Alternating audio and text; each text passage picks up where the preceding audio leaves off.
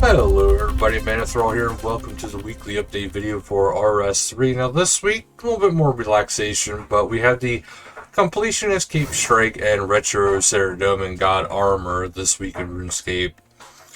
So last month they announced that they're planning changes for the Completionist Capes. They reached out to the community for feedback, and due to the constructive responses, there's some alterations. So we'll get to that in the patch notes because that's where it'll be at. But certain questions consisted of stuff like: should the Master Quest Cape be required to unlock the Trim Completionist Cape? Should Reaper Crew achievement for the Trimmed? And so on and so forth. So these polls will run until May 7th, so there won't be any more information about additional changes. So do check out the polls for the current changes to it. Current upcoming potential changes, I should say. Then we have the Retro Saradomin Armor Bundle. So there is actually two variants now, other than the one that we actually have already available to us. Here is, I believe, the newer version, which is the reforged Saradomin armor, because as we remember, the original does not quite look this polished, but this is the reforged version. And I gotta say, it does look pretty cool. It actually fits with more realistic looking armors, but except for it being blue, obviously, but I digress.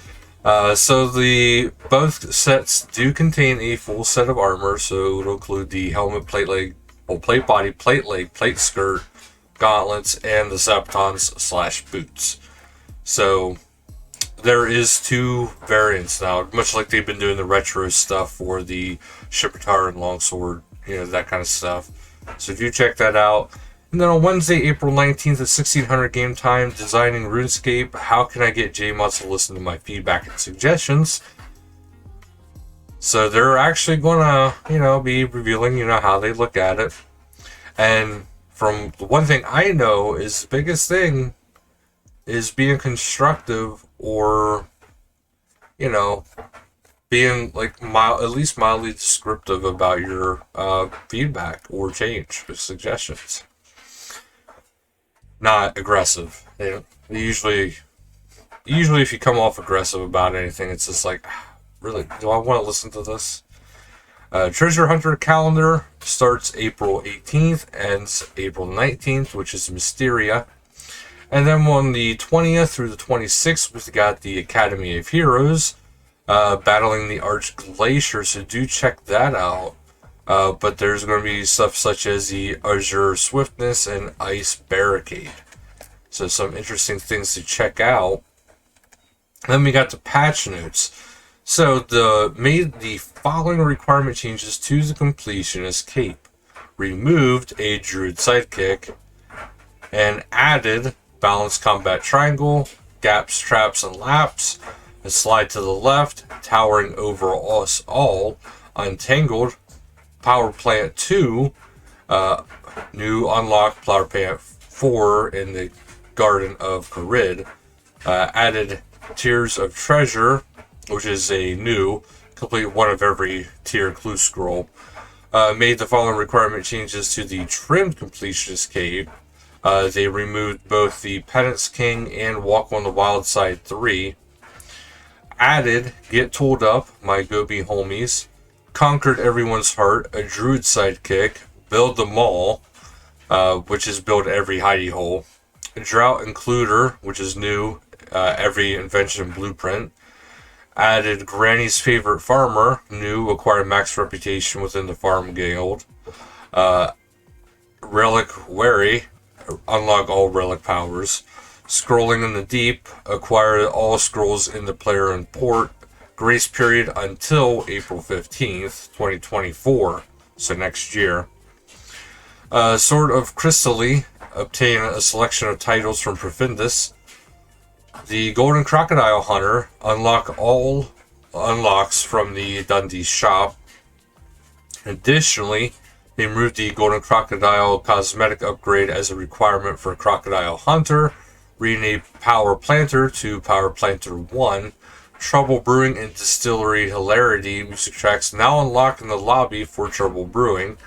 Walk on the Wadi Side 1 now requires one event to be completed instead of 4.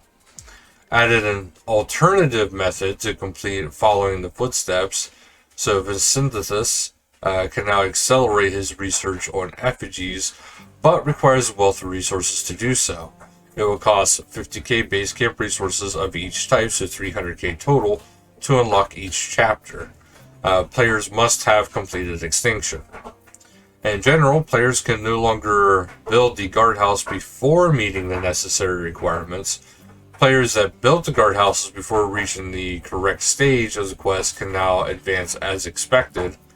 Bound skeleton textures have tweaked to differentiate it from a standard skeleton. The Unwelcome quest now awards 1 quest point as a requirement for the quest cape. I noticed I was a little off when I completed it.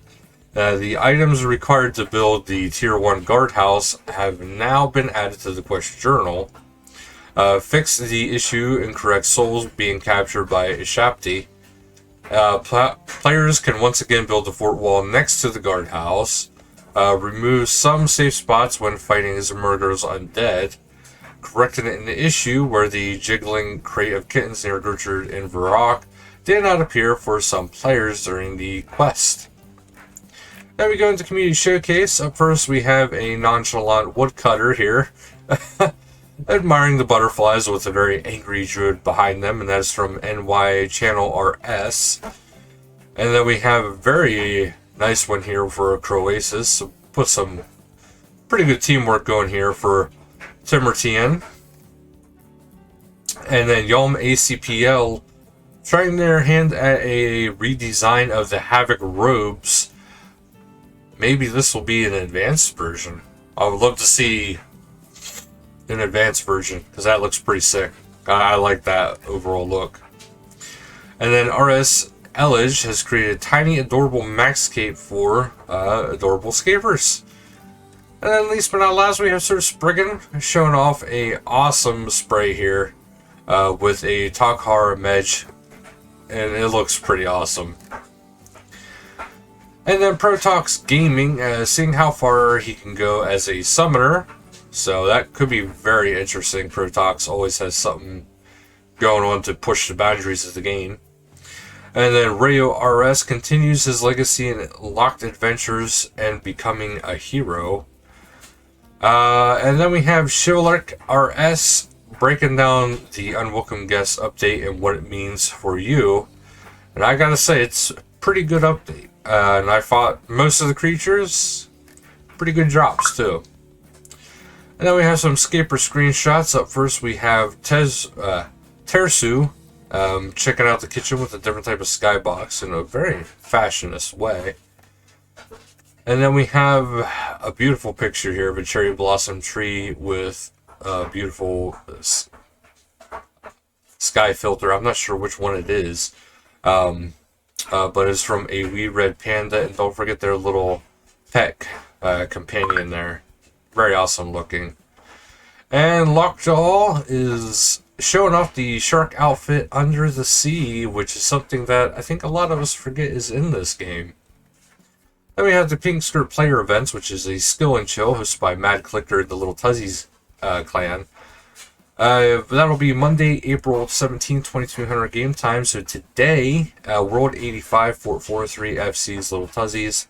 Great Orb Project Spotlight, which is RuneScore Discord mentors. Friday, April 21st at 2200 game time. World 3, location Wizard Tower, top floor. FC is a help. Virago, hosted by Mercy and Dung Titan. Saturday, April 22nd at 2300 game time. World 35, Virago Borehole. FC is the Dung Titan. And a community spotlight, of course, is to check out the RuneScape official Discord. But that is overall for this week, guys. I gotta say, I know a lot of people are very curious about Necromancy, because we haven't really had any spoilers yet. I'm still telling you guys, it's probably going to be mid-May, if not June. Because I got a feeling we are going to have at least one more quest slash mini quest before Necromancy hits. It's either going to be that or it's going to be tied together. So do expect that relatively soon, I would say within the next few months. So thank you guys so much for watching, and until next time, later guys.